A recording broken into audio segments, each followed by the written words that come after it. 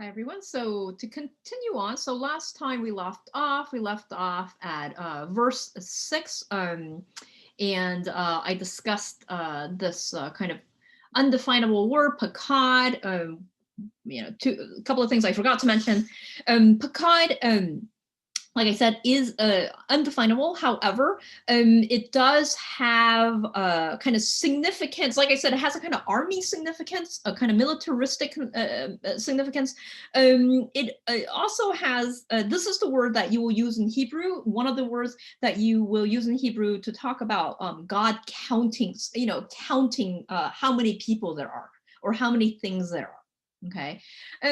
Does that help fill in what pakad means? I mean, kind of, because of course this takes place where Naomi has heard that God has started to pakad, or Yahweh has started to pakad his people. Again, seems to be kind of these connotations that God has kind of, looked over his people, kind of counted them, see how they're doing, and now looking at them have decided to act.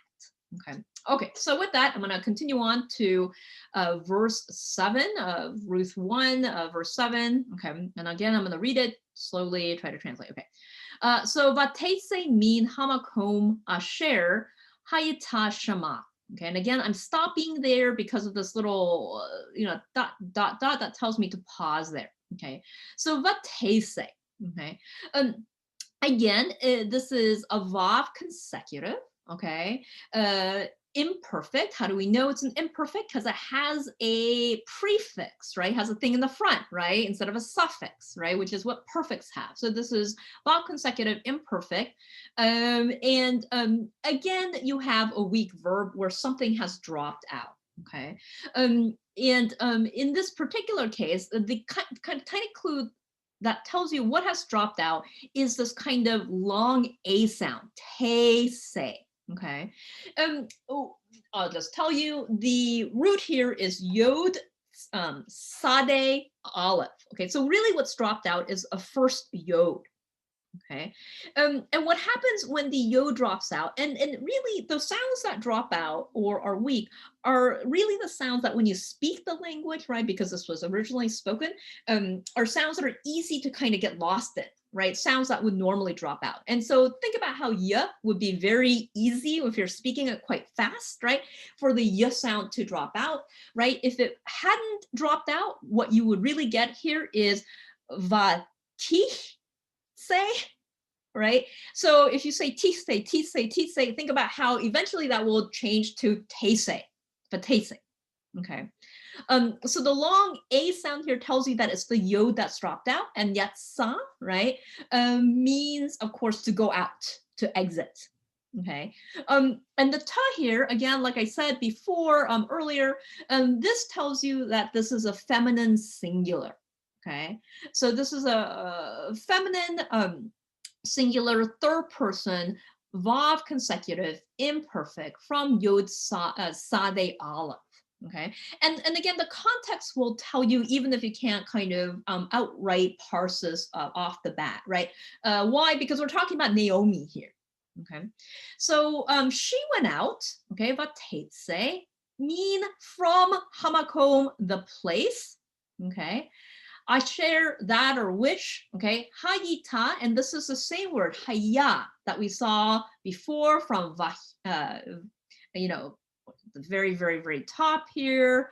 Remember how it began, vayahi, okay, this is the same word, okay, that she was shama there. Okay, and now this one, notice how it doesn't have a prefix, it doesn't have something in the front, it has something in the back, right? Ah, right? And so this tells you that this is a perfect. Okay, remember imperfects have a prefix, perfects have a suffix, right? Remember that perfects have a kind of past kind of looking backwards kind of sense. Okay, and of course, what is the gender and what do you call it? What is the gender and number of this? Well, this ta really tells you that this is, again, a feminine, okay, third singular. So this is the perfect, okay, of call from hey, yod, hey, third person feminine singular. Again, the context really helps fill a lot of this information in. Again, we're talking about Naomi. Naomi is a female character. Okay, so you, even if you didn't know any of this, you would be able to fill that part in. Okay, so so we're told now at this point that Naomi has is now leaving that place in Moab where she's only really encountered bad things that have happened, and she's going to go and return back to the land of Yahweh, that is the land of Israel. Okay, there is a bit of redundancy here, and she went out from the place that she was there.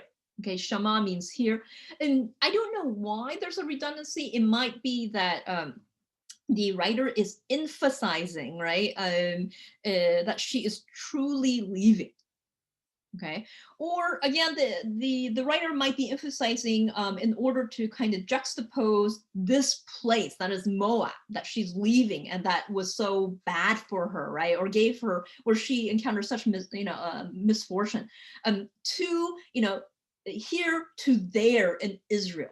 Okay, so that may be why there's this kind of redundant emphasis on where she's moving from. Okay, I don't know. And now going along with that, or continuing on, ushte, okay, kaloteha ima, okay, and stay two, okay. Remember in this is your numbers. In if they were male, it'd be schnee, okay, but stay, okay, it's feminine, okay, and two of, and again the a here tells you it's in construct to the word that follow, and two of her daughter-in-laws, right? The her, this kind of possessive suffix at the end, with her. Okay, so this kind of group of women set out. Okay, to go back now to Israel, and of course, not everyone will make it to Israel, right? Okay, as we know, this story goes. Okay, so going forward, do I need to? No. So then going forward, va telakna ba Derek, okay, and they went on their way. So, okay, here, let's take a look at this verb. This is again a vav consecutive, okay, the va here tells you vav consecutive, it has a prefix, okay, so this is the vav consecutive imperfect. Okay, and again, this word is, the root is hey, lamed, kaf, right? Halak, to walk. Okay, now this form, however, the telakna, the na at the end, the t in the front, you don't see this very often. Right, and the reason why you don't see this very often is because this really tells you that this is a third feminine plural, and you really don't see feminine plurals very much. Okay, this is one of the few places you'll see this, right, because this is a group of women and the biblical text does not talk about groups of women very much. So it's very, very, very odd, okay, to see this. Okay, so you have to trust me on this. So and they went on their way. Okay, now, like I said, in Intro to Biblical Hebrew, you have all these things to memorize. When you start translating, you have a lot more context, right? So even if you didn't know, oh, this is third, feminine, plural call, from halak, once you figured out this means to walk, all the things around you tell you what the number is, right? I mean, this is about a group of females who are now returning back to Israel. Okay. And they went on, but Derek, on their way now to do what? Lashuv El Eretz Yehuda, to return to the land of Judah. Okay. Now I'm stopping here a little bit. It's interesting that it doesn't say Eretz Israel. Okay, Israel. So it's very, very, very particular. There's I would say there's an emphasis on Judah here, which makes sense because, of course, at the very end we find out that the story of Ruth has, for whatever reason, when, why, we don't know, has been connected to David. Okay, so, but there's an interesting emphasis on the tribe of Judah, from whom David will stem from, and who will claim Ruth as his ancestress. Okay, so there's little tiny details in this text that start to kind of point or foreshadow the David who is coming in chapter 4. Okay, this word here, lashu, you see this la, okay, like I said, la, ba, ka, these are inseparable prepositions. Okay, and when you see one, the verb shuv, right, that is connected is almost always, if not always, an infinitive construct. Okay, and so this is, shuv here is an infinitive construct call from shin va bait, which as I discussed in the other video, you see it here, tasho, right? Shuv means to return, and like I said, has kind of exilic resonances. Okay, so now at the end of verse 7, they are on their way back to Israel, okay, away from the land of Moab towards the promised land. Okay, so again, there's lots of signals here, especially with the exilic language, that things are going to look up. Okay, so now continuing on, verse 8. Vatomer Naomi l'shtei kaloteha. Okay, and she said, and you'll see this verb, vatomer, over and over and over again. And she said, well, who? Naomi. So Naomi said, l'shtei, to the two of her daughter-in-laws. Okay, and now, okay, think about how when you speak, right, what will follow, right? What's going to follow are a bunch of imperatives, right, that are commands. Okay, and it's hard to know exactly why Naomi says this. Maybe, as they start on their way, they realize, right, or she realizes what a break this is. Maybe she realizes how dangerous it's going to be. Okay, because all of a sudden you get in verse 8, she seems to change her mind. Okay, she doesn't really want everyone to come along with her. Okay, so this is what she said. And she said, Naomi, to the two of her daughter-in-laws, Leitna, Shovna, Isha, Labeit, Imah. Okay, and there's lots of interesting words here. Okay, this is, like I said, so let me translate. And Naomi said to the two of her daughter-in-laws, go, return each woman, Isha, to the house, Labeit, okay, of her mother. Okay, so you notice that at this point, what Naomi is doing is all of a sudden she's saying, no, don't come along with me. Actually, I rethought it. You guys go back to the house of your mom. Go back to your parents' house. But I'm going to talk about house of the mother in a second. Okay. So first, the kind of parsing. Like I said, what follows. What Naomi tells these daughter-in-laws to do, of course, are commands. They're imperatives, okay? You don't need to know everything about imperatives. Again, when you're translating, the context fills in a lot of stuff for you, okay? Notice that there are two of them. Okay, so this, if I were to parse this, which I've asked you to do here, again, this is from Hey, Lamed, Kaf, Halak, to walk. Okay, in this case, used in an imperative command sense, go.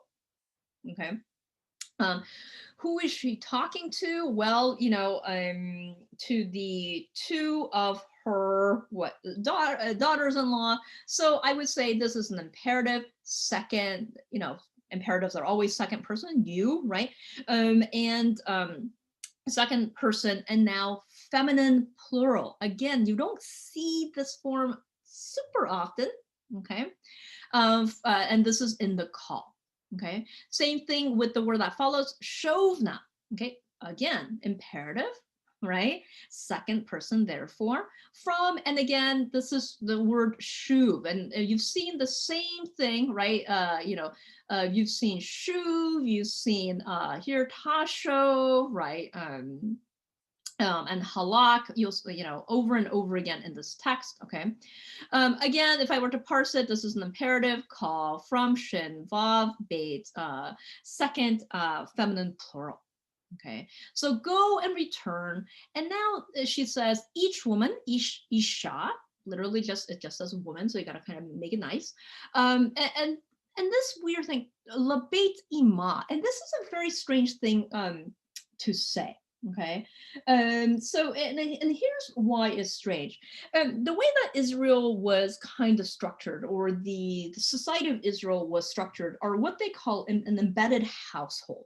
Okay, so, like those little Russian dolls that are kind of like, you have the little Russian doll and it's covered by a bigger Russian doll and so forth. Okay, embedded households that were structured along this idea of the house of the father. Okay, so you have this kind of overarching house of the father, right? The father in this overarching household being God. Okay, underneath that is a smaller overarching house of the father, which is the head of the father being then the king. Then you have the tribe, right, with the tribal leader, and so forth, until you got down to the kind of nuclear family, where the head of the house was the father of that nuclear family. Okay. So again, like I said, a fancy word for this is an embedded household structure with the house of the father kind of signifying the embeddedness. Okay, what's strange here is it says not the house of the father, but the house of the mother. Okay, and this has led some scholars to wonder whether there was, despite all the kind of patriarchal sentiments of the text, whether there existed in Israel a kind of matrilineal, right, or almost a matriarchal, but a matrilineal system that the text maybe has hidden. Okay, it is odd, right? You would expect, as you see, for example, with Judges 19, that if a woman, if the husband ends up dying and she ends up, being a widow, that she would be told, or something happens in the marriage, that she would be told to return to the house of her father. So the emphasis on the house of the mother is very interesting. Again, one can kind of conjecture why the text emphasizes the house of the mother. Certainly, it would go along with the idea that this particular story really focuses on a group of women and the ways in which these female characters, one of whom is foreign, interestingly, kind of saves a family. Right. So perhaps this again emphasizes the kind of matriarchal, almost matrilineal, the kind of female focus centered nature of this text. Right. So maybe that's why it's there. Okay. Maybe it does point to something more in Israel, like historically, maybe there was a little bit more of a matrilineal emphasis in Israel than we think. I don't know. Certainly what it does do is emphasize the importance of the role of the women in the family. And again, some of that might have to do with David, right? We know that the story at the very end, at some point becomes edited so that it becomes a story of one of David's ancestresses, right? One of his kind of foremothers, right? So maybe, or a story about David's kind of matrilineal line. So maybe that's why there's this emphasis on the house of the mother. It's very strange. Okay, whatever. Okay, so going forward, so she tells Naomi stops and suddenly tells these women, no, actually don't go with me, return back to the house of your mother, go back to your mom's house. Okay, and then she kind of blesses them, okay, before they return, right? Ya'as Adonai imachem chesed, okay, and she says, may the Lord do, Ya'as, this is from the word asa, ayin sin hey, okay, and it means to do or to make, okay, and this is, of course, has a prefix, so this is an imperfect, right, third masculine singular from the call, okay, and of course the way that you know that, even if you didn't know how to parse that, is of course Yahweh or the Lord is the subject, and really there's no way to kind of set off a kind of blessing, okay, so you kind of have to figure it out, right? So may the Lord do with you, imachem, and this word now hesed. Okay, so may the Lord, do hesed with you. Okay, hesed is one of the key kind of light words. Okay, key words that run through this text. Indeed, the word hesed appears in this text more times than anywhere else, I believe. Okay, and some have obviously said that Ruth embodies, it's really a kind of narrative demonstration of what hesed means. And of course, hesed is untranslatable. Okay. I know that in a lot of your translations, they translate hesed as loving kindness. Okay. Yeah, it's something like that. But really, like pakad, you can only kind of get kind of feeling of what hesed is, because there is no English equivalent. Okay. It can mean loving kindness, whatever the heck that is. Okay. It could mean a kind of loyalty, mercy. Okay. It's related to kind of this larger idea of care, and it's related to the word to love in the Hebrew Bible. And love in the Hebrew Bible is not just a kind of emotional word, it is, right? But it is also a kind of political word of being loyal, okay, of being obedient. Okay. Um, Catherine Dube Sackenfield, who has worked on what Hesed means, right? She defines this word Hesed as the ultimate expression of rescue from distress so that a relationship can be preserved. Okay. So it has this kind of grace, love, care, loyalty, duty, right? And almost a kind of aspect of divine has, all of that is embodied within this word. And so you can see why, okay, this is untranslatable. And you can see, as the story in Ruth unfolds, how this is maybe a narrative demonstration of what being, or of kind of giving Hesed, being Hesed, embodying Hesed means. Okay, because of course Hesed will come from, right, not only God to this family who is quite, which is quite devastated, but also from Ruth to Naomi, and some would say also from Naomi back to Ruth. Okay, and again, it's very interesting that the kind of ultimate demonstration of Hesed within the biblical text is between two women. Okay, so there's an interesting kind of gender dynamic to this. Okay, so Naomi kind of blesses them before she goes, and may the Lord, be gracious with you, or be loyal to you, display loving kindness towards you. It's very hard to know how to render that in English. Okay, and now she goes on, ka'asher asitem im hametim u imadi. Okay, as ka'asher, you did. Okay, asitem, the tem here tells you this is a perfect as you did. Asa, same word as here, asa, to do, as you did with the dead, metim, from mot, to die, okay, and with me, imadi, okay, the me is in this suffix here, okay. So what Naomi is saying is, may God be as, may God do hesed to you as you've done with me and my family. Okay, and again, notice how they don't define hesed, they tell you what it is, right? This is a kind of narrative fulfillment, narrative description of hesed. Okay, and it's again very interesting that hesed is demonstrated among the relationship of these women. Okay, I can parse this really quick. Notice again, it has a suffix, not a prefix. This is a past tense, therefore it's a perfect. Okay, and this is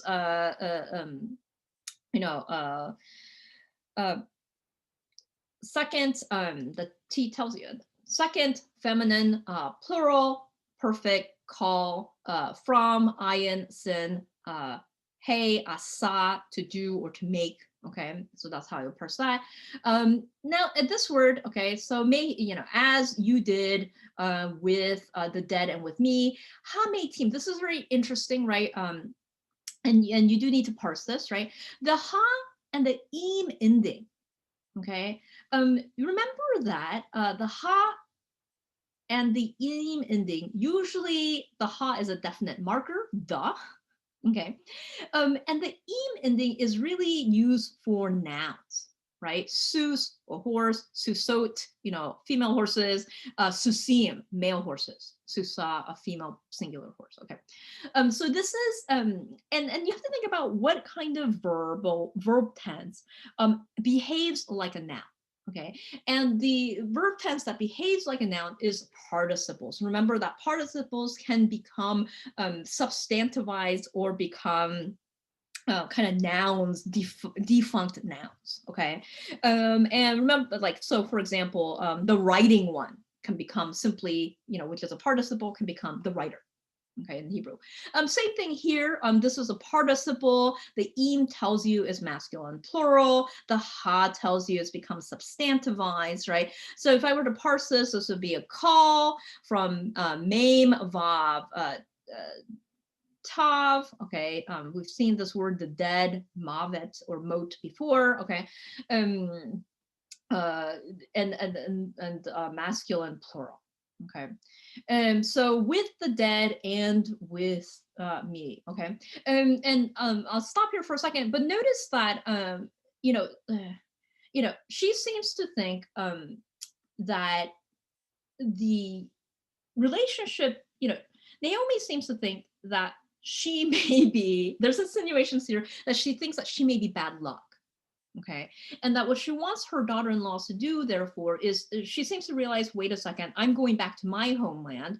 But these women who are foreign are not going back to their homeland. They're actually leaving their homeland and going to a different foreign country. Okay, and you do wonder whether Naomi tells them to return. No, no, no, don't go with me. Go back, because she thinks that maybe she is bad luck, right? That as she has encountered bad luck in going to a foreign land, so her foreign daughter-in-laws will also like her encounter bad luck if they follow her to what would be their foreign land, okay, or foreign land for her. So maybe that's why she tells them to return. Okay, as the chapter goes on, which I would highly well, you're supposed to read the rest of the chapter. She really thinks that you almost get the sense that she's going back, Naomi. She doesn't think things will get better, that she's maybe doesn't expect to make it all the way back. She thinks she's going back to her homeland to starve to death or die. Okay. And so she thinks that by not following her, she's giving these women a chance to live, while with her, they will surely die. Okay. And again, all of this, right? And well, of course, we know what the story, how the story goes, right? One of them will return, right? Thinking that there is no future with Naomi. However, Ruth will return with her daughter-in-laws, even at the risk of her own life. And again, this is all a kind of narrative demonstration of what Hesed means, right? Which is following somebody at your own risk, even if that may mean that you are kind of following them into a place of greater danger, possibly death. Okay, so it's this kind of beautiful kind of narrative drawing out, right, or defining in the kind of story form what this untranslatable word means, right? And of course, part of that, or involved in that, is the understanding that God gives God's people, hesed, right? So what you're trying to really do is find out what hesed means in terms of how God behaves towards his own people. Okay, so I will see you guys next time.